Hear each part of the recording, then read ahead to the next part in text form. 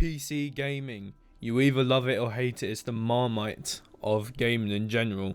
You have the people that play on console which don't like it because of all the keyboard and stuff. They can't get used to using their hands like an octopus and streaming it across the desk. And fair enough, it's good. And then you have them people like myself, I must say, that like playing on PC because of all the graphics and everything. But the problem is not that the games look bad or anything, because why would it be in the first place? It's quite the opposite. I find that although the games look good, they hardly optimize anything. I'm not even joking about it. I remember being on the PlayStation 4 or whatever. I could play literally any game I want to. Albeit I do need to buy it. That's kind of the limiting factor here, but hardware wise, nah. That bitch should run everything. It's not even... It didn't care what sort of game it was. It just found a way to do it. It's because of quite a lot of things though, but one of them mainly being, well, optimization. Like I said, these developers and stuff, they actually optimize their shit. Think, I could run Cyberpunk on a PS4 and have it be, it might be a bit choppy, but it's actually quite smooth. It's not like I'm watching a Microsoft PowerPoint presentation disguised as a video game in a trench coat. No, it's like I was actually playing something good. Playing something that was actually, well, playable. Albeit I did play the game for about 30 seconds then delete it. So it's not really the best analogy here, but I've loaded it up and it ran fine. By the seams of it. Maybe it didn't, maybe it did, whatever. And the visuals, they were good. But like I said, it's because people actually optimize their shit. They don't now, they just release it. They don't do jack shit with it. They just let it there and just hope for the best. That's what the strategy has been for like the last decade, maybe decade and a half in PC gaming. Is they just post things unoptimized because they'll always assume that people will get new hardware or whatever. But spoiler is, well, people can't always get new hardware because with the whole memory situation, I was looking at memory the other day because, well, my computer has 16 gigabytes, so I'm looking at playing 1440p here. I'm kind of like sitting on the edge of a cliff when I see that a game's using 15.9 gigs of memory. And also, most bundles come with 32 gigs. You might be wondering what this has to do with things, like I said. But there's like shortages and all that. So people can't always afford to get new stuff. They can't always afford to get a new graphics card.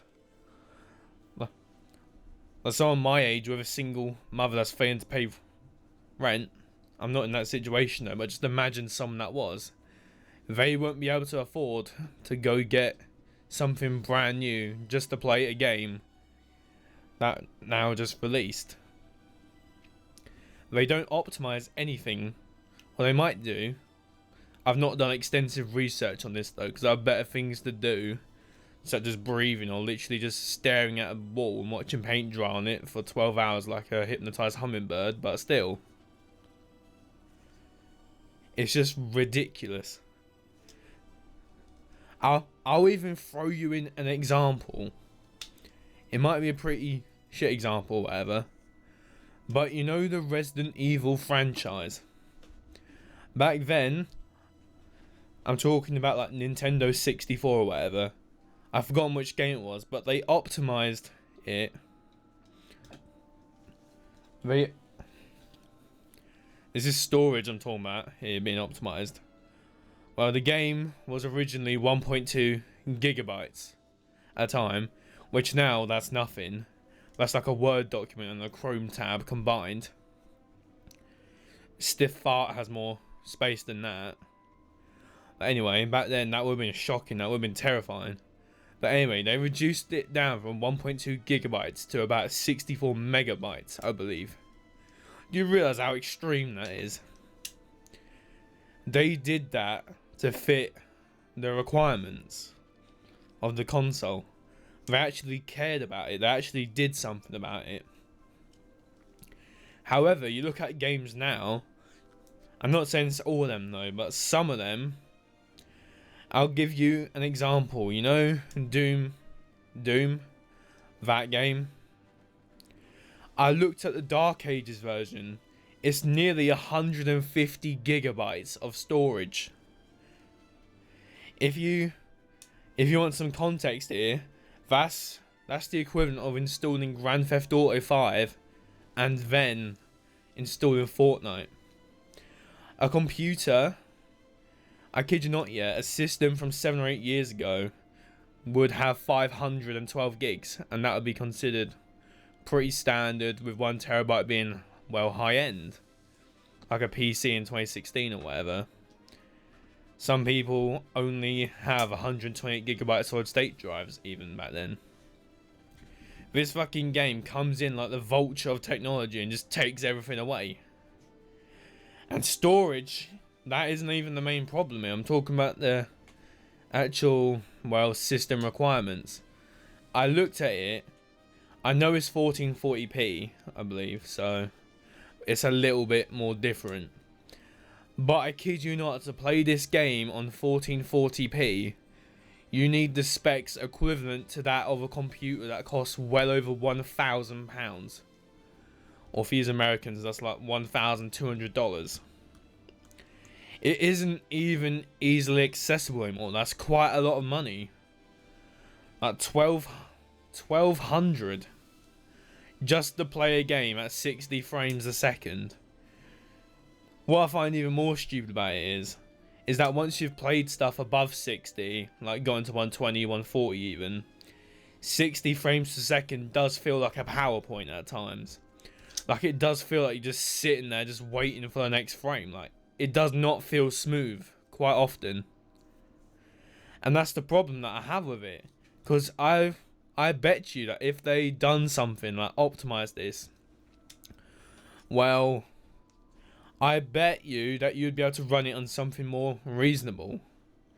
Like, I looked at the graphics in the game, they're fantastic and everything. Like, surely they'd try putting in the effort to optimize things a little bit more. Because I'm just imagining it getting worse. Think, you know that Doom game that I mentioned earlier? I saw something. They were running that game on E. coli bacteria. They were running. Jesus, I can't speak English apparently. They were running their own game. Keep in mind, this is the same franchise here.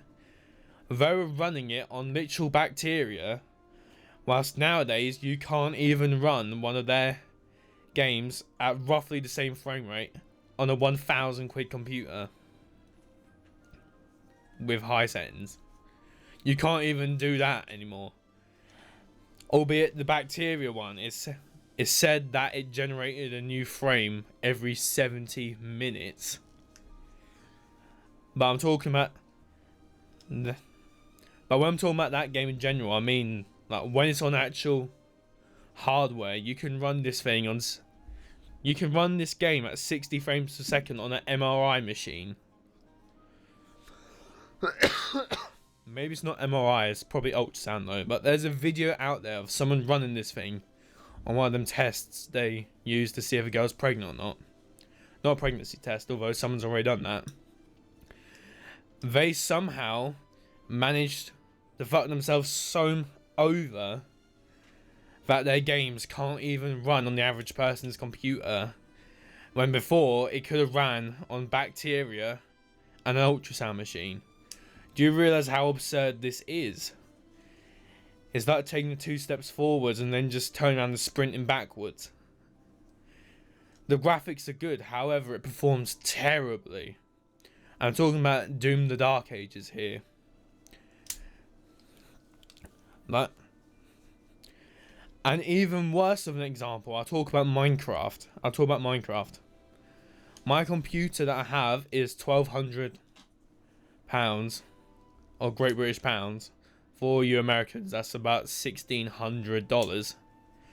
I loaded the Java edition up on the game. It only got 120 frames at 12 chunk render distance. This game is older than me. It was made in 2009, yet it can't even run smoothly. 99, yeah, I bet you more than 99% of the community for that game uses, they use optimization mods because, well, Microsoft won't come along and organize, no, not organize, jeez, they won't come along and optimize it themselves until now, because they're now switching over to Vulkan. But literally, well over 99% of the people have to use some form of, well, optimization mod just to get this thing to not play like a Google slide. Just so it doesn't look like a flip book, but in 3D. It's absolutely ridiculous. It was performing like this on my computer, and I have the Nvidia 5000 series cards. I'm just imagining how it performs on someone's computer with one of the older GTX cards, like a 980 or whatever.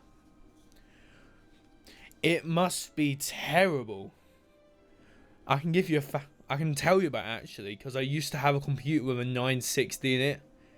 It was 2 gigabytes VRAM, whatever.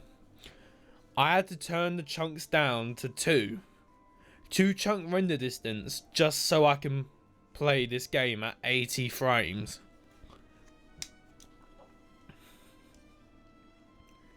You might say that it's more of a demanding title, but I'll give you a similar comparison here. You know the Elder Scrolls V Skyrim? That game, it has more detail in it. It's newer by like 2 years or whatever. However, this game, I shit you not, this game can probably run on a light bulb. It's the least demanding thing nowadays, whilst also having better graphics or whatever. I opened up the usage panel, like Nvidia overlay, while I was playing this game. I was playing it at 115 frames because I changed the settings because 60 just feels shit. That's what it's locked to. I kid you not, this game uses 1 or 2% more of my hardware than the bloody wallpaper on my desktop does. This thing is lighter than a balloon full of helium. If you accidentally let go of this game, it's going to skyrocket towards the air and get lost in outer space. This is how light I'm talking here with this game. Like, I'm not expecting every single game to be like this, or whatever, but Jesus, it's just ridiculous. It's ridiculous how a game released in 2009 that doesn't have as good graphics performs well over 10 times worse than a game released 2 years after it with better graphics. Most people can't even run Minecraft on maximum settings on their computers. Some can't run it at 32 chunks, the built-in max. So God knows what's gonna be the hope for futures. Also, what I find ridiculous though, although I found the technology pretty unique from Nvidia, the whole not frame scale, like the whole DLSS, upscaling and frame generation, I find it unique. It gives, well, you can use it to add extra frames to your game, although it's a bit strange. Like if your game was a bowl of spaghetti and meatballs, it's the equivalent of adding a fishy aftertaste into it. And I'm referring to the artifacts here. But should it really be necessary to have to use AI just to make your game play smoothly? Like some of them. I'm not talking about any of the previous things here, but I've forgotten which game it was, but it used a fog before to optimize it, and that's what they do. Whatever you can't see wouldn't be rendered is culling. This same game requires you, I believe, I may be wrong here, I may be wrong, but if you want to play this game at 4K 60 FPS, it's impossible. Or it's impossible to do it native. You need to use upscaling and stuff to get 60 frames on a 4090. This card costs 2,000 quid. £2,000 for me. That's like $3,000 or $4,000 for users lot or whatever. But the fact is, you need top end hardware just to run this thing so it doesn't look like a pile of crap. What is going on, honestly? Now, don't get me wrong, it's good and all that, but I don't think, and many others should agree here, imagine, but I don't think that upscaling and frame gen should be necessary just to have a game not perform like shit. I'm not saying that this is the case of all games, because 90% of them, well, 90% of them, they do perform well, but I'm talking about that 10%. The 10% that runs so badly that top of the range hardware wouldn't even get you something smooth and playable. Now 4K 60 might sound good, but with that card that I mentioned, the 4090 or whatever, you should be expecting to play games at 4K with maximum settings at hundreds of frames per second, not just 60. It's absolutely ridiculous. It's meant for 4K high refresh rate gaming, yet you can't even run it at something above 60 frames. It's just ridiculous. Anyway, that's my rant over this. I've kind of been talking about absolutely nothing for the last 17 minutes, but well, if you cared to listen, then well, thank you. Anyway, I wonder what else I'm going to rant about next.